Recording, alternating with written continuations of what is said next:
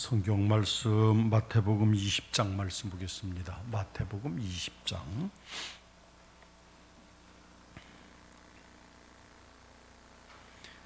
신약 성경 마태복음 20장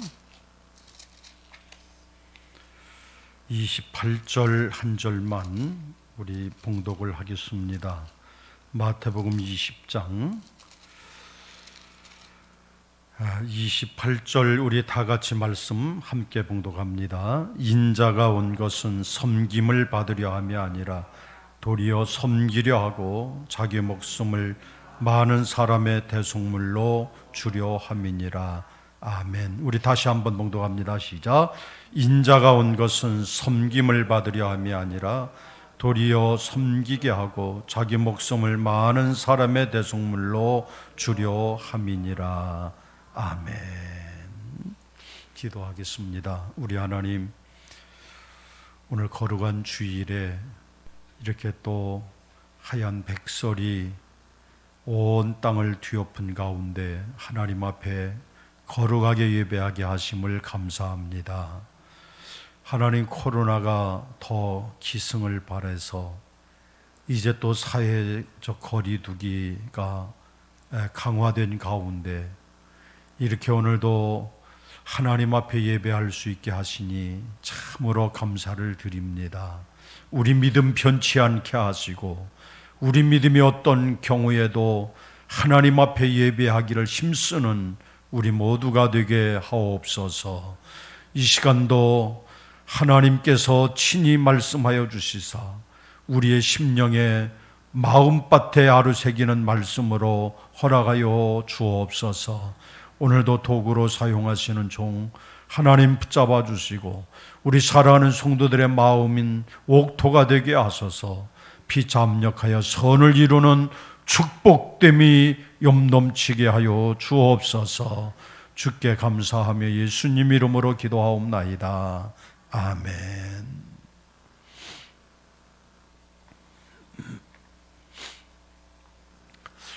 어제부터 눈이 조금씩 오는 것 같더니 아주 제법 많이 온 것 같습니다. 그래서 우리 교회는 이 눈꽃이 내리기 시작하면 온 땅이 또 얼마나 아름다운 모습을 갖고 있는지 참 또 다 색다른 그런 교회 모습을 가지고 있어서 볼 때마다 감사하고 감격이 되고 참 그런 것을 느끼게 되지요. 그래서 금년에는 이제 토요일 날이 성탄절인데 이 성탄절에 화이트 크리스마스가 될지 그때 또 모르겠습니다만은 미리 오늘 화이트 크리스마스를 맞은 것처럼 여러분 마음속에 주님을 바라보는 그 마음이 도리어 더 뜨거워져서 예수를 영접하는 그 마음으로 충분합니다. 이런 고백을 갖고 사시는 여러분들이 되시기를 주님의 이름으로 축복합니다. 성탄절이 되면 이 세상이 좀 떠들썩해요.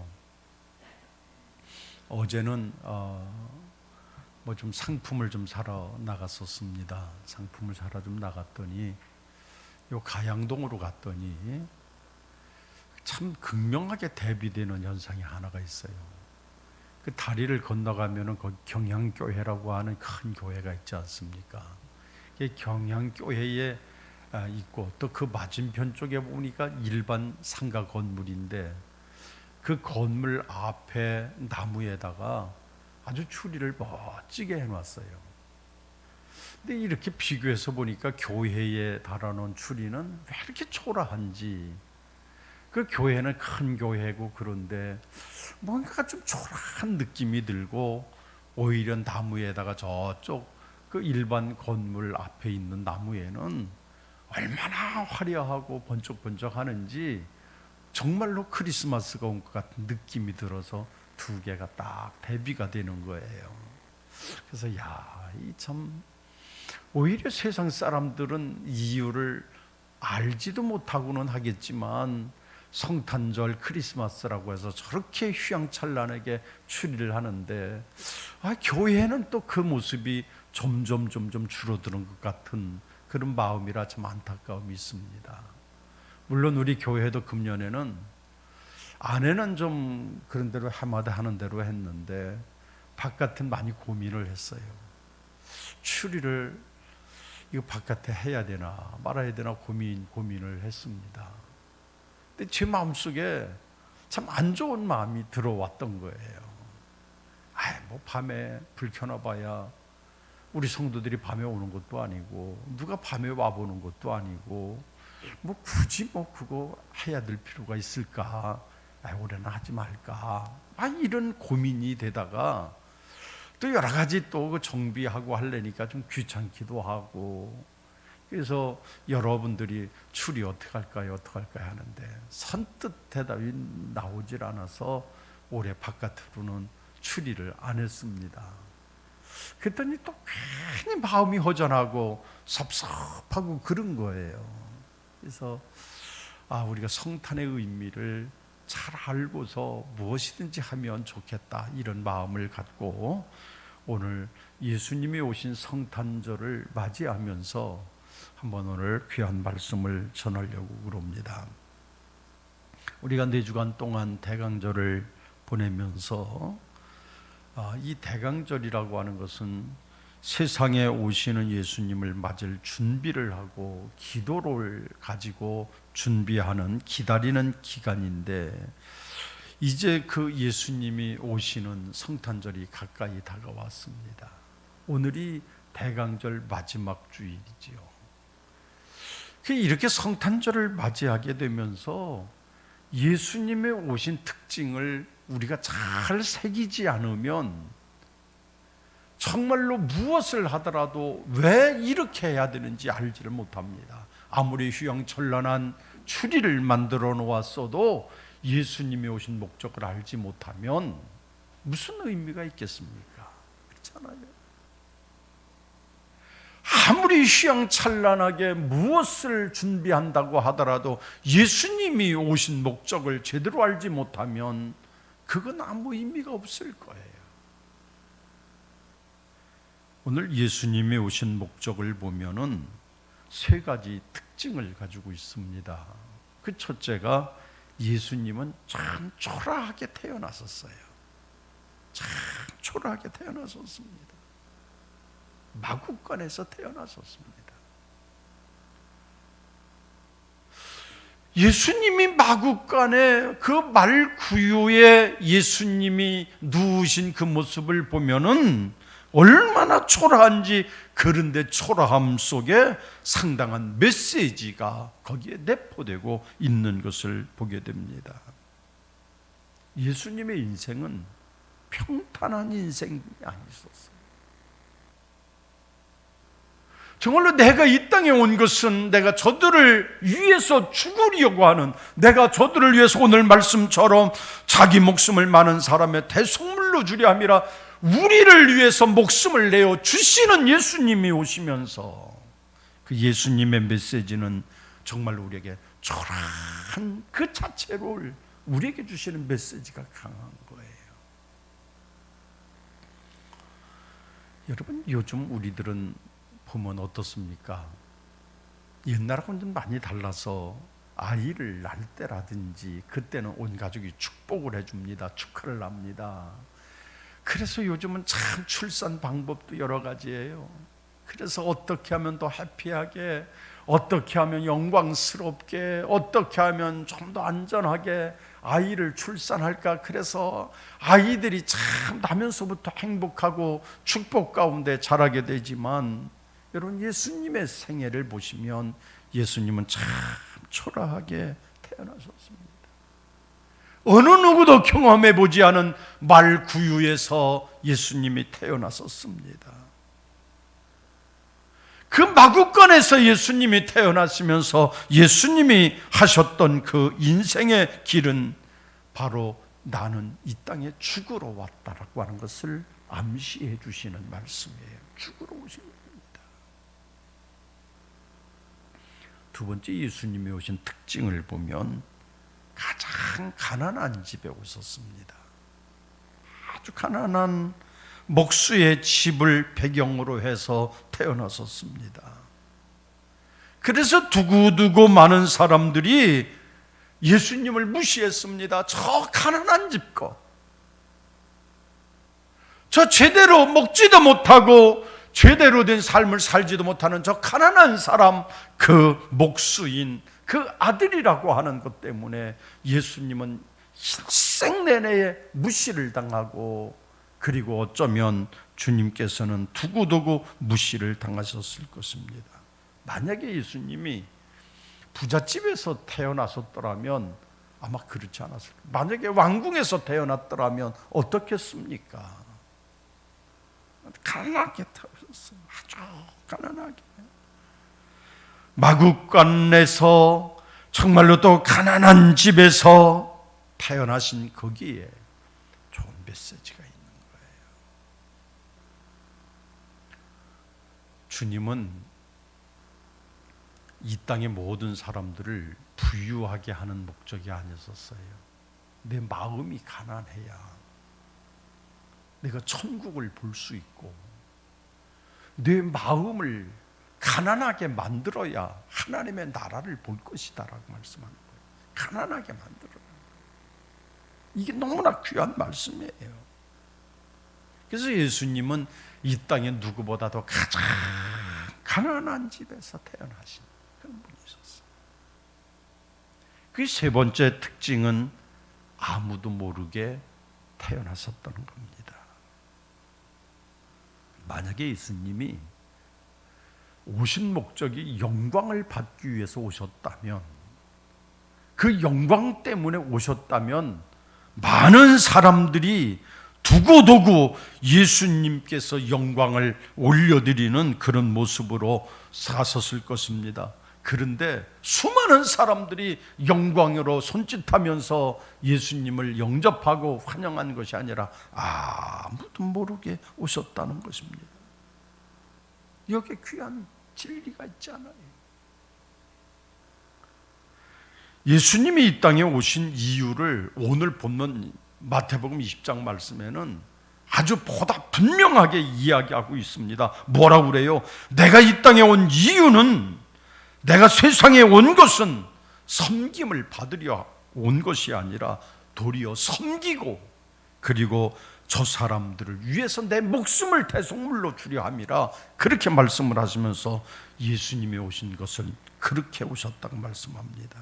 섬기러 오신 거예요. 누구에게 떠들썩하게 이야기하지 않습니다. 화려한 것을 배경으로 하지 않습니다. 알아주는 사람 없어도 아주 가장 가난한 미천한 집에서 태어났을지라도 그 미천함 속에서 하나님께서 모두를 포용하고 계시는 그 사랑을 우리에게 보여주시는 자가 되면서, 그러면서 우리에게 당부하시는 말씀이 너희도 섬기는 자가 되라는 거예요. 너희도 섬기는 자가 되라. 이게 오늘 우리에게 주시는 말씀이에요. 여러분, 성탄절은 대부분의 많은 사람들이 그렇잖아요. 많은 사람들이 성탄절 그러면 누구든지 다 추억을 가지고 있어요. 24일 이브날 공연도 합니다. 그 어린 시절에는 그게 그렇게 기대가 되고 그렇게 좋았잖아요. 그리고 성탄절이 되면 선물을 받습니다. 성탄절이 되면은 여러 가지 우리가 먹을 것을 먹습니다. 그러니까 성탄절이 기대가 돼서 어렸을 때 다 교회를 안 가본 사람들이 거의 없었을 거예요. 그런데 예수님은 이 성탄절이 그런 것이 아니라 나는 너희를 섬기러 왔듯이 너희도 성탄절에는 좀 섬겨라, 이걸 가르쳐. 섬기라는 거예요. 이게 성탄절의 메시지예요. 섬기라는 거예요. 예수님께서 섬기는 삶을 사시지 않았습니까? 예수님은 그 섬기는 삶을 당신의 일생 동안에, 특별히 공생의 3년 동안에 섬기는 일을 충분히 하셨어요. 우리가 섬긴다고 할 때 과연 섬기는 게 뭔가, 내가 누구에게 엎드려야 섬기는 건가, 그럴 수 있겠지만은 섬긴다고 하는 것은, 예수님이 보여주시는 섬김은 특별했습니다. 첫째는 예수님의 섬김은 고치시는 일로 섬겨주셨습니다. 고치는 일로. 병든 자들을 고쳐주신 거예요. 여러분, 병든 자를 고친다고 하는 것이 얼마나 큰 섬김인지 모릅니다. 그저께 그 13번 EBS지요. 거기에 TV에 뭐죠? 명이라고 하는 프로그램을 보면서 보니까 참 얼마나 신비한지, 인간의 몸을, 저렇게 신비한 몸을 또 신비하게 고쳐주는 그 의사들의 모습을 보면서 이 심장내과 의사들이, 이 흉부외과 쪽의 의사들이 다시 보이기 시작하는 거예요. 이 어떤 아이가 심장이 처음부터 아마 안 좋았는 모양이에요. 저도 중간에 봐서 잘 모르는데 처음부터 안 좋아서 그 어린아이가 인공 심장을 달고 다니는 거예요. 간신히 그저 한 걸음 한 걸음 걷는 애가 이것만한 인공 심장을 줄을 줄줄 매달고 그 심장을 가지고 다니는 거예요. 그러니까 제대로 걷지도 못하고 쓰러지죠. 그거 얼마나 가겠어요.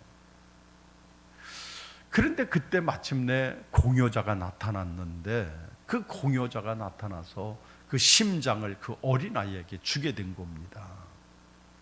그래서 한편으로는 걱정도 되고, 저 어린 것이 수술을 견딜 수 있을까 걱정도 되고, 한편으로는 소망이 있지 않을까 그래서 하는데, 그 수술하는 과정이 정말로 제 마음속에 감동을 주더라고요. 저 어디 지방에서 그 공여자가 심장을 줬는데 거기서 심장을 끄집어내가지고, 그러니까 심장이 지금 현재는 죽지 않았어요. 그거를 간이 냉동하는 그 백에다 넣어가지고, 그리고 의사 간호사들이 그 아이 심장을 가지고 열차를 타고 그리고 막 서울로 오는 거예요. 서울에서 병원에서는 그 아이를 배를 갈라놓고, 그리고서 그 아이에게 심장을 넣어줄 준비를 하고 있는 거예요. 그래서 그 아이의 심장을 떼는 순간에 이 아이는 죽은 거 아닙니까? 그런데 올 때 그 심장을 딱, 아이의 심장을 떼어내고, 모든 기계장치를 떼어내고, 그리고 새로운 심장을 갖다가 탁 넣으면서 수술을 하고, 그리고 마지막 신호를 딱 주니까 그때부터 그냥 잠잠했던 이 심장의 수치가 그때부터 이게 뛰기 시작하는 거예요. 얼마나 정말로 신비하더라고요.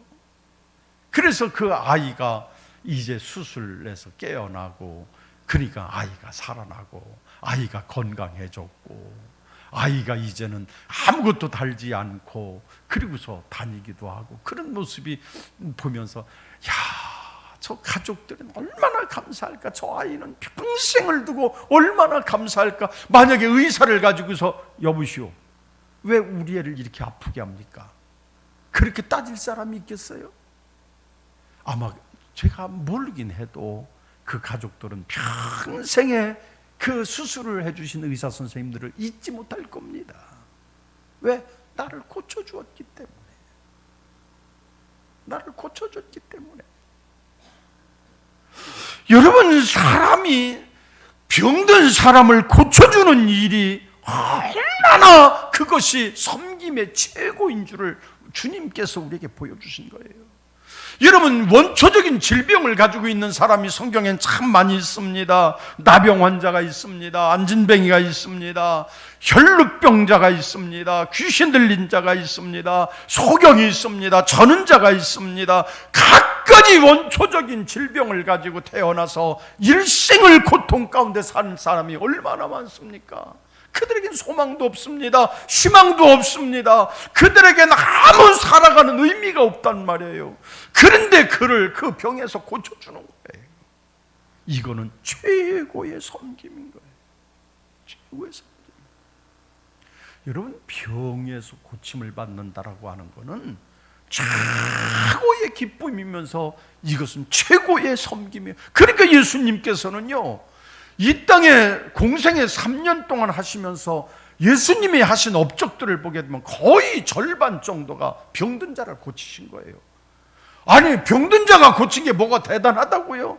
그 병든 것을 고친 행위보다도 더 주님께서는 이 병든 자를 고치는 일, 병들어 있는 자들을 고치는 일이 나는 저들을 섬기는 일이라고 하는 것을 주님은 말씀하고 계시는 거예요. 주님께서는 그래서 병든 자들을 고쳐주셨고, 두 번째 예수님이 하셨던 일은 가르치시는 일이었습니다. 디다케라고 얘기를 하는데, 이 가르치셨다. 그래서 예수님의 생애를 보면 많은 부분들이 가르치셨습니다. 여러분, 뭐 지식을 적당하게 가르치시는 게 아니라 예수님의 가르치심을 보면 이 가르치심이 얼마나 큰 섬김인가를 우리에게 보여주시고 계시는데, 여러분, 우리 육신의 일을 한번 생각해 보면 우리 육신의 일을 우리가 아는 게 많을까요? 모르는 게 많을까요? 모르는 게 훨씬 더 많아요. 모르는 게 너무너무 많아요. 우리가 안다는 것은 대부분 보면은 본능적인 것, 그걸 아는 거라고 착각을 해요. 여러분, 내가 먹어야 되고 사랑할 사람을 사랑해야 되고 내가 해야 될 일을 알고, 그거 본능적이지 않아요.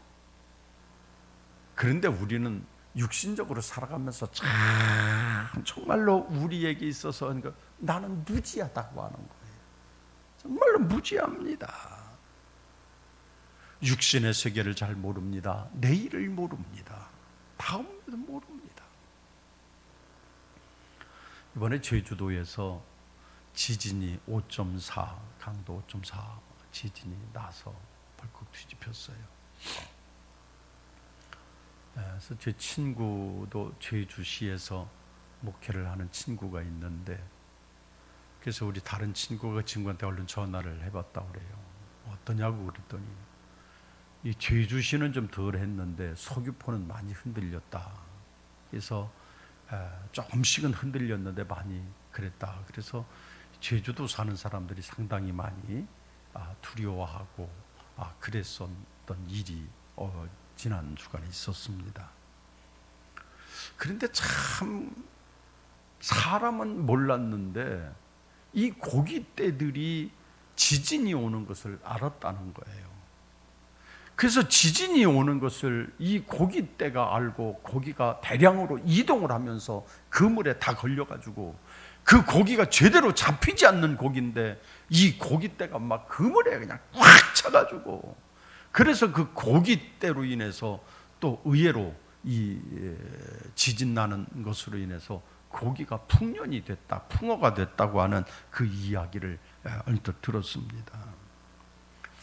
여러분, 참 보면 어쩌면 사람이 그렇게 만물의 영장이고 똑똑한 것 같지만 어쩌면 저 물고기만도 못할 때가 있어요. 그렇잖아요. 물고기만도 못할 때가 있는 거예요. 그러다 보니까 우리는 장차 일어날 일에 대해서 무지합니다. 아무것도 모릅니다. 더더군다나 영적인 일에 대해서는 완전 무지한 거예요. 세상 사람들이 영적인 일에 대해서 완전 무지합니다. 그러니까 세상 사람들은 뭐라 그래요? 노세 젊어서 노세, 늙어지면 못 노나니 우리가 좀이라도 젊을 때 실컷 놀자. 영적인 사실을 모르니까, 영적인 세계를 모르니까 놀고 그냥 그것이 최고인 줄로 알고 있는 거예요. 자, 예수님은 모르는 그들에게 한 가지씩 깨닫게 하십니다. 영적인 이치를 깨닫게 하십니다. 그래서 천국을 가르치셨습니다. 하나님의 뜻을 가르쳐 알게 하셨습니다. 내가 누구인가 나의 존재 이유를 알게 하셨습니다. 세상의 종말을 가르치셨습니다. 내가 살아야 할 생존의 이유를 가르치셨습니다. 그 목적을 알게 하셨습니다. 그래서 예수님께서는 우리들에게 이런 것들을 하나하나 가르쳐 주시면서 우리로 하여금 새롭게 거듭나게 하고 새롭게 깨어나게 하고, 이것이 뭐요? 주님께서 우리를 가르치시는 이유예요. 참 우리가 얼마나 무지한지 몰라요. 무지한 우리를 주님께서는 가장 우리를 가르치셔서, 가르치심으로 말미암아 우리로 하여금 새로운 사람이 되게 하고, 가르치심으로 말미암아 우리에게 새로운 능력을 얻게 하고, 가르치심으로 말미암아 우리에게 새 사람이 되게 만드시는 이런 가르침을 주님께서는 공생의 3년 동안 계속 쉼 없이 하신 거예요. 이게 뭐냐? 최고의 섬김이었던 거예요. 가르치신 거예요. 여러분, 우리는 세상 사람들에게 나가서 복음을 전하는 것도 뭘까요? 가르치는 거예요. 천국이 있음을 우리는 가르쳐야 됩니다.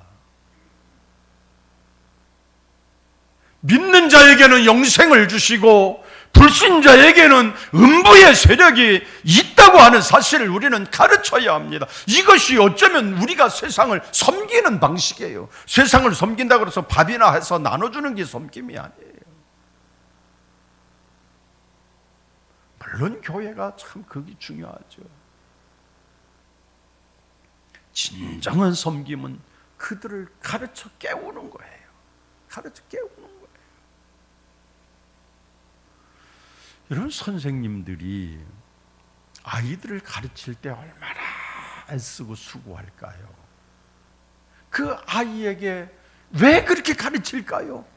가르쳐야만 그 아이가 앞으로 성공할 수 있기에, 인생을 유익하게 살 수 있기에, 아니면 가르쳐야만 저 아이가 사람이 무엇인가 사람답게 사는 것을 알기에, 그래서 그렇게 가르치는 거예요. 집에서도 왜 자식을 가르칩니까? 그래서 그렇게 가르치는 거예요. 이 가르침에 게으르면 내 자식이든 내 제자든 누구든 온전할 수가 없어요. 가르쳐요. 주님도 그래서 우리를 계속 가르치신 거예요. 그게 뭐냐? 주님의 섬김의 방식이에요. 가르치는 것이. 나로 하여금 새 사람 되게 만들어, 또한 나로 하여금 새로운 세계를 바라보게, 나로 하여금 영적인 세계를 깨닫도록 계속해서 가르쳐 주신 이것이 주님의 섬김이셨다고 하는 것들을 깨달을 수 있죠. 그리고 주님의 섬기시는 것들을 보면 주님은 위로하셨던 주님이셨어요. 참 위로하셨어요.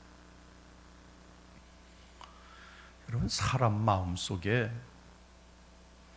참 가장 우리의 마음을 아프게 하고 슬프게 하는 게 뭘까요? 상처예요. 상처. 한번 상처. 이 상처가 얼마나 무서운지 몰라요. 요즘은 TV에 그런 내용들이 참 자주 나와요. 제 눈에 참 TV 볼 때마다 그런 것들이 보이는데, 뭐 무슨 프로그램인지는 잘 모르겠는데, 그 어떤 가정에 그 어머니 마음속에 상처가 생겼어요. 그래서 남편으로부터의 상처, 그리고 자녀들로부터의 상처를 안고 살다가 어느 날 눈을 수술하고서 상처가 이게 표현이 되기 시작하고 나타나기 시작한 거예요. 그 상처를 가지고 있는 분이 이제는 가정의 자녀들을 다 버리고, 남편 버리고, 그리고 무당을 따라 나가면서 삶이, 그래서 아이들이 울면서 자기 엄마를 찾아갔어요. 그 만신집에서 있는 그 엄마를 찾아가면서, 엄마, 우리가 왔다고. 저다 눈 한 번 마주치질 않아요. 그분의 언니 되시는 분이 너가 왜 이렇게 됐냐? 그러면서 얘야, 애들을 봐서라도 빨리 집에 돌아가자, 그렇게 애원을 해도 원수돼야 듯해요. 그리고 요즘 참 인권이라고 하는 것 때문에 경찰에 112 신고만 하면, 야, 그게 참 그렇더라고요. 그러니까 112에 신고를 하도 많이 해가지고 아주 경찰들이 다 알아요. 그러니까 신고를 해서 이 사람들이 누구예요? 자기 언니나 자기 아들, 딸이에요. 나를 끌고 가려고 그런다고. 그러면서 경찰에게 신변보호를 요청을 하고, 그러니까 그냥 멀쩡히 보는 데서 그저 엄마는 경찰차를 타고 도망가고, 그리고 아들, 딸 언니는 그냥 멍하니 서 있고, 이런 모습들이 TV에 보이더라고요. 이게 왜? 이런 고통과 이런 마음들이 왜 생겨? 마음의 상처 때문에 생긴 거예요. 상처 때문에. 우리들은 인생을 살면서 참 많은 상처를 가지고 삽니다. 때로는 가족 간에 상처를 내고 상처를 안고 살아갑니다. 공동체 속에서 상처를 내고 살아갑니다. 심지어 교회 안에도 서로 상처를 주는 일들이 얼마나 많은지 몰라요. 상처를 우린 받으면서 살아갑니다. 세상을 살려면 참 많은 상처를 가지고 삽니다. 여러분, 세상을 살아갈 때 우리는 상처 없이 살기가 어렵습니다. 그래서 저마다 그 상처 때문에 괴로워하고, 상처 때문에 우울증이 걸리기도 하고, 상처 때문에 마음의 고통을 가지고 평생을 힘겹게 살아가는 사람들이 많아요. 방법이 없어요. 근데 주님은 상처 있는 우리들에게 다가오셔서 상처를 어루만지시고 상처를 감싸시고, 그 상처에 주님께서 위로자가 되셔서 주님이 나를 품으시고, 주님께서 나를 따뜻한 품으로 나를 안으셔서 상처를 치유해 나가시는 그런 모습들을 우리는 보게 됩니다. 당시의 유대인들은 로마로부터 압제를 당했습니다. 나라를 빼앗겼습니다. 그래서 정말로 많은 고통을 가지고 살아갔습니다. 예수님 주변에는 수많은 가난한 사람들, 질병에 걸린 사람들이 많았습니다. 무엇보다도 그들에게 필요한 것은 위로가 필요했던 거예요. 위로. 주님은 다가가셔서 그들을 어루만지셨습니다. 그 위로함을 받은 사람들은, 주님의 위로함을 받은 사람들은 그때부터 새로운 삶이 시작이 된 거예요. 여러분, 대표적으로 저 사마리아 수가성이라고 있는 여인을 여러분 아시지요? 주님께서 그 여인에게 가서 내게 물을 좀 달라 얘기를 합니다. 그랬더니 어느 누구도 자기에게 말을 걸어본 적이 없는 이런 수가성 여인이, 왜요?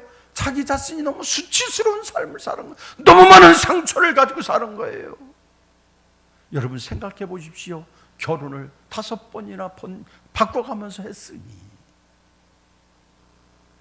남자를 아무리 바꿔봐도 상처가 치유가 안 되는 거예요. 얼마나 상처가 많아요.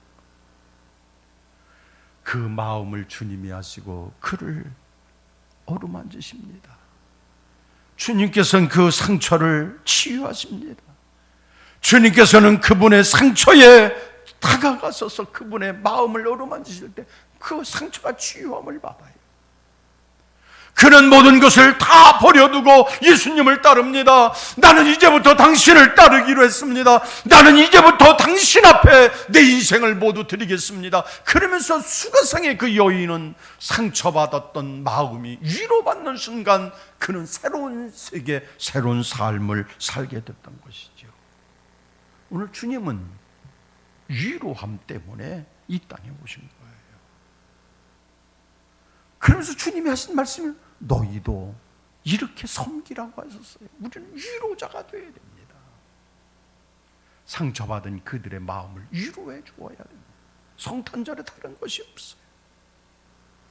혹여라도 누구라도, 내 가족 중에 누구라도, 아니면 내 이웃 가운데 누구라도, 아니면 나와 관련되어 있는 누구라도 상처받고, 그래서 그런 사람이 있다면 찾아가서 그 상처를 어루만져주고, 상처를 위로해주고, 상처를 싸매어주고, 그 상처 앞에 함께 울어주고 함께 눈물 흘리는 이런 마음의 자세가 성탄절을 맞이하는 우리들의 마음이 되는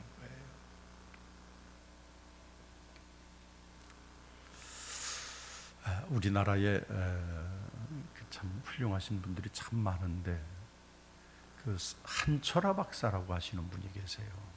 서울대학교 나오고, 그리고 아시아 연합신학대학을 만들으셨던 분이지요. 지금도 저 양평 쪽에 가다 보면 액추라고 아시아 연합신학대학원이 있습니다. 그 학교를 만드신 분이 한철아 박사님이신데, 그 아들 하나가 있었습니다. 그 아들 하나가 있었는데 여름에 학생들 데리고 교사를 하면서 그 여름에 학생들 데리고 수양회를 갔다가 그 수양에서 아이들을 통솔을 하다가 그 아들이 물에 빠져 죽은 거예요. 하나밖에 없는. 그러니 여러분 얼마나 기가 막힙니까? 너무 기가 막히잖아요. 떨고 울어도 마음의 위로가 안 되는 거예요. 별의별 사람이 와서 무슨 말을 해도 위로가 안 되더라는 거예요. 위로가 안 돼.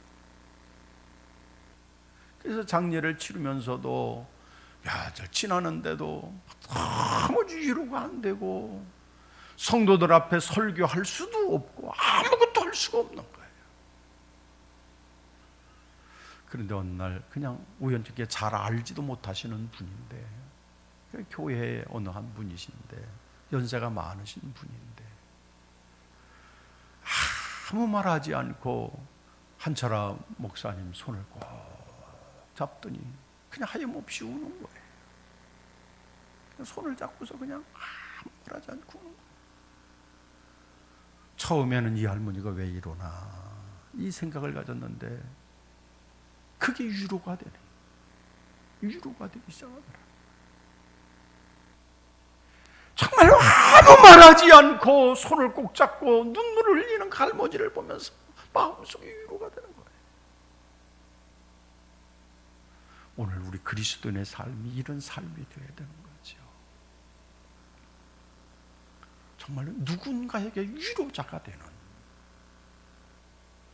누군가에게 따스한 위로를 해줄 수 있는 이런 위로자로 살아가는 것이 우리 주님을 믿는, 특별히 성탄절을 맞이한 우리들이 살아가야 할 방식인 거예요. 위로자로 살아가는 거예요. 주님이 섬기셨던 방식 가운데 하나는 복음을 전하신 거였죠. 여러분, 예수님이 복음을 가지고 전하셨던 것, 이것이 참 우리들에겐 엄청난 주님의 섬김이심을 발견할 수 있습니다. 여러분, 우리 사람이 잘 사는 것, 성공하는 것, 또 건강한 것 다 중요합니다. 그런데 그보다 더 중요한 것은 하나님을 알고 살아가는 것, 이게 너무 중요한 거예요. 내가 하나님을 알고 산다고 하는 것, 이게 너무 중요한 거예요. 하나님을 알고 살아가는 것. 근데 이 하나님을 안다라고 하는 것을 지식으로 아는 것이 아니에요. 마음으로 하나님을 아는 거예요. 그래서 전해주신 복음은 간단한 거예요. 이것을 어렵고 힘들게 복음을 하는 게 아니에요. 유명한 우리 초대 교부이셨던 성 어거스틴이 있어요. 성 어거스틴이라고 하는 그분은 너무나 주님을 진실되게 믿고 섬기셨는데 그 수도원에 들어가서 그렇게 사는데 어느 날 그 생각이 드는 거예요. 그래, 내 믿음이 이만하면 되지. 자기가 자기를 생각해봐도 믿음이 대단한 거예요. 그래, 이 정도면 되지. 그래서 난 이 정도면 하나님이 기뻐하시고, 이 정도면, 이 정도 믿음이고 내가 향한 것을 보면 무엇이든지 하나님이 좋아하실 거다. 그러고 살아가는데 어느 날 밤에 잠을 자는데 꿈을 꾸게 됐습니다. 꿈을 꾸는데 꿈에서 자기가 어느 사람의 손에 이끌려서 가는데 보니까 천국을 가게 된 거예요. 그래서 그 천성문 앞에 딱 서 있는데 그 천성문 앞에 들어가서 문을 열면 으리으리한 천국 하나님의 나라가 보이는데 거기에 가니까는 그 천사 한 사람이 나와서, 천사 하나가 나와서 얘기하는 거예요. 당신이 누굽니까? 묻는 거예요. 나 오거스틴이라고. 난 진정한 그리스도인이고 나는 하나님의 종이라고. 난 오거스틴이라고 자신만만하게 얘기를 합니다. 그랬더니 한참을 쳐다보던 천사가 하는 얘기가 그런 얘기를, 당신은 그리스도인이 아닙니다. 깜짝 놀란 거예요. 아니 내가 그리스도인이 아니라니요. 나는 하나님이 내 아버지인 줄 알고 있고, 그러면서 자기 가지고 있는 키에커르의 철학을 가지고 논하기를 시작했습니다. 나는 그래서 그리스도인입니다. 천사가 하는 얘기가, 당신의 머릿속에는 온통 키에커르의 철학으로 가득 차 있습니다. 당신은 진정한 그리스도인이 아닙니다. 돌아가십시오. 그러면서 밀어버리는 그 순간에 키에커르가 어거스틴이 확 잠에서 깨어났어요. 깨어나고 보니까 꿈이었는데도 등골이 오싹하고 식은땀이 주르륵 흘립니다. 야, 이게 뭔가? 이게 뭔가? 그래, 내가 지식으로 믿었구나. 내가 세상의 철학을 가지고 주님을 믿었고, 내가 철학적 사고를 가지고 주님을 판단했구나. 거기서 회개를 합니다. 그리고 어거스틴이 철저하게 나는 오직 하나님의 사랑을 믿고 예수가 이 땅에서 나를 위해서 죽은 사실, 정말로 간단한 진리한 그것을 믿으면서 살면서, 정말로 그가 그 이후에 그가 마음의 변화를 받고, 그래서 참회록이라고 하는 그 어거스틴의 참회록이라고 하는 유명한 불후의 명작을 써서 오늘날까지 어거스틴의 참회록이라고 하는 책은 유명한 책입니다. 그 책을 썼어요. 여러분, 지식으로 믿는 게 아니에요. 주님의 마음을 다 해서 믿는 그 믿음. 이것을 위해서 주님은 우리를 복음을 주시고, 복음으로 우리를 불러주시고, 복음으로 우리를 받아주시고, 그래서 복음 앞에 우리가 완전히 주님을 섬길 수 있게 한 거예요. 이게 주님의 진정한 섬김이셨던 거예요. 나를 부르신 것들이. 이 삶을 가지고 우리는 살아야 할 것입니다.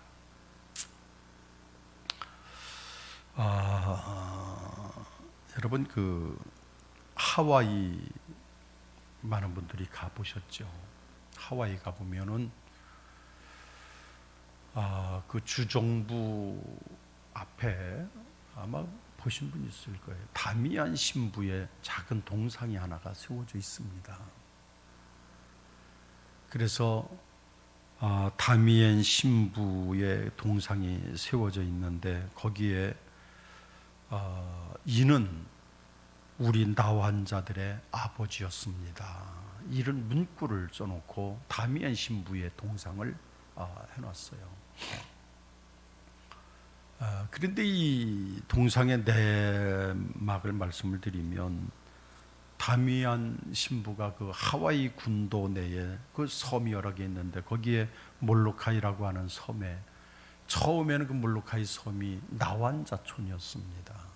그 몰로카이 섬이 거의 사방으로 낭떠러지기 섬이어서 어딜 갈 수도 없고 어디 도망갈 수도 없는 섬인데, 그래서 본토에서 그 나환자들을 갖다가 먼 태평양 한가운데 조그만 섬에다가 나환자들을 놓고 거기서 살다가 죽으라는 거죠.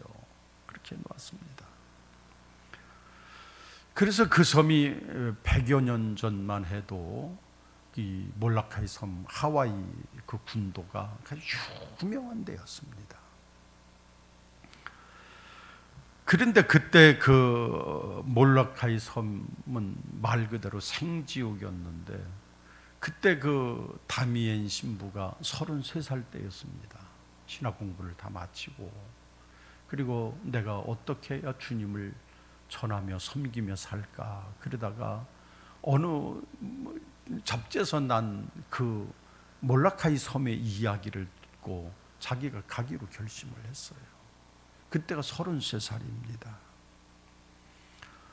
그래서 그들에게 가서 몇 며칠을 배를 타고 가서 그 섬에 도착을 했는데, 아무도 자기를 본척을 안 하는 거예요. 나환자들이 굴비한데 나환자들이 그 다미안 신부를 본척을 하지 않습니다. 그래서 그들을 붙들고 얘기를 합니다. 여러분, 하나님은 여러분을 사랑하십니다. 그러면서 성경을 펴놓고 설파를 합니다. 나도 당신들을 사랑하기 위해서 여기까지 왔습니다. 그랬더니 그들의 반응이 냉담한 거예요. 사랑? 사랑? 당신들처럼 건강한 사람은 사랑이란 말이 당신의 잠꼬대처럼밖에 안 될 거야. 무슨 놈의 사랑? 우리처럼 돼 보십시오. 사랑이란 말이 나오나? 오히려 냉소하다는 거예요. 그래서 그들의 마음 문을 열지를 않는 거예요. 그래서 다미안 신부가 기도를 했습니다. 이제 하나님 저들을 고쳐주십시오. 그렇게 기도를 했지만은 다미안 신부가 기도를 하는 거예요. 주여, 나에게 저들이 앓고 있는 나병을 허락해 주십시오. 나도 문둥병이 걸리게 해 주십시오. 그래서 매일 아침마다 울면서 기도하는 하나님, 나도 나병 걸리게 해 주세요. 그래서 일부러 끓는 물에다가 자기 손을 푹 집어넣어서 화상을 입게 하고, 그래서 그 화상 부위로 균이 들어오게 하고, 이렇게 해서 결국은 다미안 신부가 16년 후에인 49살에 문둥병이 걸렸어요. 문둥병이 걸렸습니다. 그래서 그때 49살이 됐던 다미안 신부는 그때서 비로소 당당한 마음으로 강단에 서서 그가 처음 외친 말이 형제들이요, 그 말을 외쳤다는 거예요. 이제는 나와 당신들은 같은 고통을 안고 있는 형제요, 나와 당신들은 이제는 같은 소망을 가지고 살아가는 하나님의 백성인 것으로 이야기를 하고 설교를 하면서 그들을 감동을 줬습니다. 얼마나 감동을 줬는지. 그래서 자기가 나병 걸린 것들을 하니까 섬에서 난리가 났습니다. 저 멀쩡한 사람이 나병 걸렸으니까 저 고쳐야 된다. 그는 정말로 하나님 앞에 아닙니다. 그래서 치료를 거부하고 그는 마침내 나병으로 그 땅에서 그들을 섬기다가 죽은 거예요. 그가 어디 사람인가 하면 벨기에 사람인데, 이 벨기에로 그 시신을 옮겨다가 나병 걸려서 그 땅에서 평생을 살다 죽은 다미안 신부 유해를 거기 갖다 장사를 치렀습니다. 근데 섬에 남아있는 나병 환자들이 얼마나 마음이 허전한지 다미안 신부를 보내놓고 잠을 못 자는 거예요. 그래서 그 벨기에 본국에다 연락을 했습니다. 우리가 다미안 신부님을 보내고 도무지 살 수가 없습니다. 다미안 신부님의 유해 한 부분이라도 우리에게 좀 보내주십시오. 그래서 그것을 해서 그 다미안 신부의 묘를 파고 다시 그 시신을 꺼내서 오른쪽 팔 한쪽만 해서 그것을 유해를 그쪽으로 보내놓고, 그래서 몰라카이 섬에다가 다미안 신부의 오른쪽 팔뚝 하나만 갖다가 장사를 지내고, 그리고 거기에다 묘비를 세워놓고 이야기를 한 겁니다. 진심 어린 마음으로, 진정한 마음으로, 이분은 우리 나환자들의 아버지이십니다. 그것을 세운 거예요. 그게 지금까지 기념되는 겁니다. 여러분, 섬김이라고 하는 것은 이런 거예요. 성탄을 맞이하면서 진정한 섬김, 주님이 하신 것처럼 우리도 따라서 하는 것이 진정한 섬김인 줄로 기억하셔서, 여러분, 우리 마음을 다해서 주님을 사랑하고, 그래서 이 땅에 오신 주님을 우리가 정말로 축하하면서 나도 주님 같은 삶을 살리라, 섬기며 사는 삶을 사시는 우리 모두가 다 되셔서 주의 영광스러운 은혜가 여러분에게 임하게 되시기를 주님의 이름으로 축원합니다. 기도합시다. 하나님, 그렇습니다. 주님께서 이 땅에 오신 목적이 나는 섬기러 왔다, 그리고 죽으러 왔다 말씀하시는 것을 우리 마음속에 되새기면서 우리 주님을 향한 그 마음을 우리도 품고 살게 하옵소서. 우리도 주님처럼 섬기며 살게 하시고 이 땅에 우리도 생명을 내어놓음으로 주의 영광을 함께 나누는 축복을 누리게 하옵소서. 예수님 이름으로 기도 올려옵나이다. 아멘.